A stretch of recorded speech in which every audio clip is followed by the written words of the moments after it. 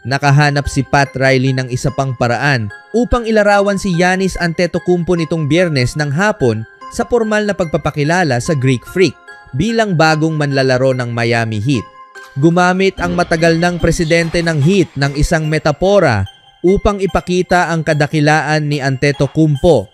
Parang nakakuha kami ng isang Boeing 747, sabi ni Riley tungkol sa napakalaking trade na nagdala sa 6'11", 243-pound na forward sa Miami.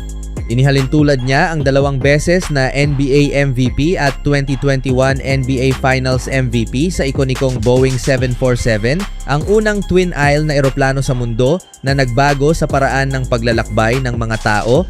Ngayong 31-year-old na siya matapos ang magulong pagtatapos ng karamihan, ay inspirasyonal na 13 seasons na karera kasama ang Milwaukee Bucks. Ibinahagi ni Antetokounmpo ang pinaghalong pananabik at kaba na kanyang naramdaman habang lumilipat sa Miami. Medyo naging bukas ako sa kanya, ani Antetokounmpo, na tinutukoy ang tawag nila ni Riley na nagsilbing simula ng kanyang bagong yugto. Sabi ko, alam kong iniisip ninyo na isa akong napakalaki at matigas na halimaw, parang malaking eroplano at kung ano-ano pa. Pero sa huli, tao pa rin ako, may emosyon din ako. At sinabi ko, natatakot ako, medyo kinakabahan ako, iba ito. Sa wakas, natapos na rin ang napakaraming usap-usapan at mga haka-haka tungkol sa magiging kinabukasan ni Antetokounmpo. Nagkaroon na siya ng pagkakataong magsimula ng panibagong kabanata sa kanyang pambihirang karera. Pinasalamatan niya ang Bucks at ang lungsod ng Milwaukee na malinaw na nananatiling espesyal sa kanyang puso sa kabila ng magulong huling season niya sa koponan. Gayunpaman, sinabi niyang noong Miyerkules lamang ng gabi nang dumating siya sa Miami, tunay niyang naramdaman ang bigat ng pagbabago. Siyempre, lahat ay bago, aniya. Nagbiro pa si Antetokounmpo na hindi pa niya gusto ang mga iguana sa Miami, ngunit sinabi rin niyang nag-e-enjoy siya sa mainit na panahon. Ikinuwento rin niya kung gaano kakaiba ang pakiramdam ng pumasok sa isang pasilidad na hindi niya kabisado at sa isang gusaling para bang isang malaking maze sa ngayon. Alam niyang darating ang panahong masasanay rin siya, ngunit ang hindi pa niya alam kung saan pupunta para sa treatment o kung paano makarating sa court ay malaking pagbabago para sa isang manlalarong nasanay sa parehong rutina mula pa noong huling bahagi ng kanyang teenage years hanggang sa kanyang early 30s. Excited pa rin ako, sabi ni Antetokounmpo. Hindi man niya direktang binanggit ang salitang excitement, malinaw itong makikita sa halos lahat ng kanyang mga sagot sa mga mamamahayag noong Huwebes. Naalala niya kung paano niya pinanood ang tanyag na Big 3 ng Heat o mas kilala bilang Heatles habang unti-unti siyang umuusbong bilang NBA prospect.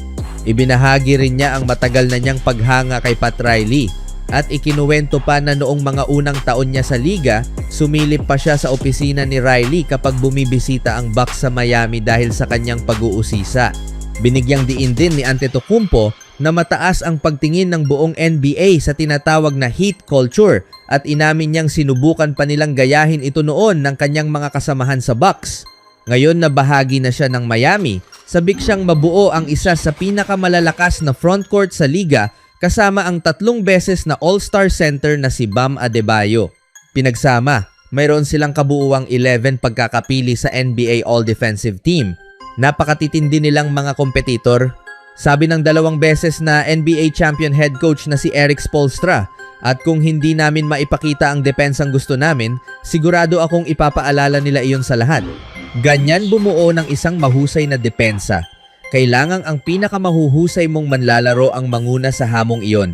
Gusto naming bumuo ng isang elite na depensa. Palaging sinasabi ni Pat na ang depensa ang nagdadala ng kampyonato at totoo iyon.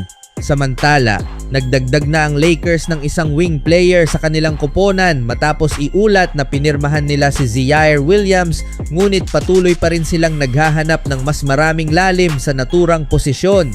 Ilang linggo nang inuugnay sa Lakers si Jonathan Kuminga, ngunit nananatili pa rin siyang free agent. Habang nagpapatuloy ang off-season at kailangan pa rin ng koponan ng karagdagang wing players, iniulat na interesado rin ngayon ang Lakers kay Matisse Thybulle. Bilang isang wing na kilala sa kanyang depensa, magiging magandang karagdagan si Thybulle para sa Lakers. Sa kasalukuyang forma ng koponan, tila isa sa mga kahinaan ng Los Angeles ang depensa sa perimeter at makatutulong si Thybulle upang mapunan ito.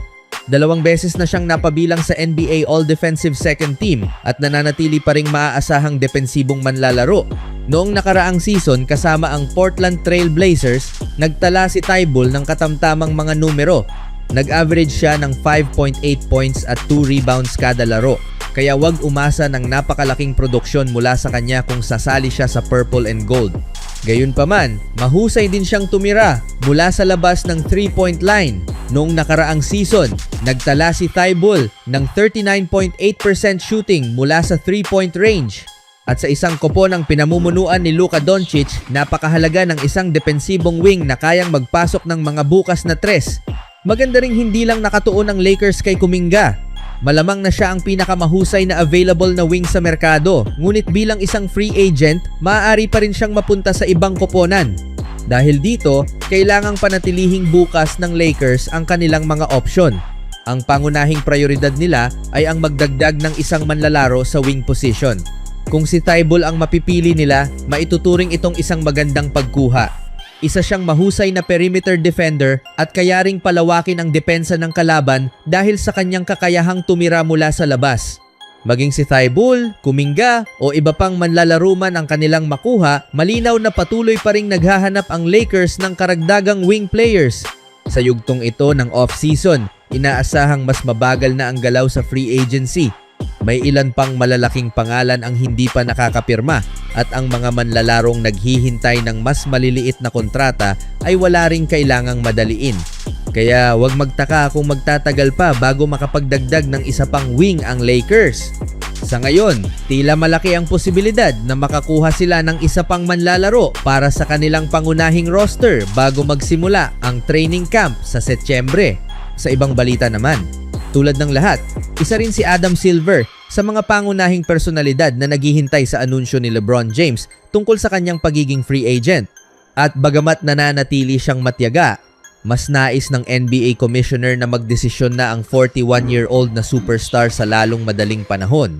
Dahil sa schedule ng liga at sa pag-aayos ng mga laro para sa darating na 2026-27 NBA season, hayagang hinimok ni Silver si James na formal nang piliin ang susunod niyang koponan sa NBA.